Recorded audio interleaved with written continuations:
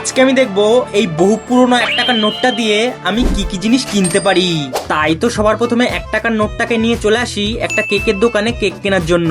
কারণ এই পুরনো 1 টাকার নোটটার দাম অনলাইনে 1300 টাকা থেকে শুরু করে 2500 টাকা পর্যন্ত ছিল। তাই কেকের দোকানে ঢুকেই প্রথমে দাদাটাকে বলি, বলছি দাদা, এই 1 টাকায় কোনো কিছু কি পাবো এখান থেকে? না দাদা, এই 1 টাকা চলে না এখন আর। অনেক পুরোনো টাকা। দাদাটা তো বললো এটা অনেক পুরনো টাকা, তাই এটা আমাদের দোকানে আর চলে না। তারপর চলে আসি 1 টাকার নোটটাকে নিয়ে পেট্রোল পাম্পে গাড়িতে তেল ভরানোর জন্য। আর গাড়িতে তেল ভরিয়ে ওই 1 টাকার নোটটা দিয়ে পেমেন্ট করতে গেলাম, কিন্তু এইখানেও আমার প্ল্যান ফেল হলো। তারপর 1 টাকার নোটটাকে নিয়ে আরো 2-3টে জায়গায় গেলাম, কিন্তু সব জায়গা থেকে একই উত্তর ছিল, এই 1 টাকার নোটটা আমাদের এখানে আর চলে না। সব জায়গা থেকে রিজেকশন পাওয়ার পর সবশেষে এই আইসক্রিম বিক্রি করা দাদুটার কাছে গিয়েই বলি, দাদু, এই বহু পুরোনো 1 টাকার নোটটা দিয়ে কোনো আইসক্রিম হবে?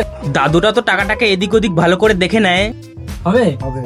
ফাইনালি তো এই দাদুটা ওই পুরনো 1 টাকার নোটটার বদলে একটা আইসক্রিম দিয়ে দিল। সাবস্ক্রাইব করে কমেন্টে বলে যাও আমি এই বাংলাদেশের 100 টাকার নোটটা নিয়ে একবার ট্রাই করব নাকি।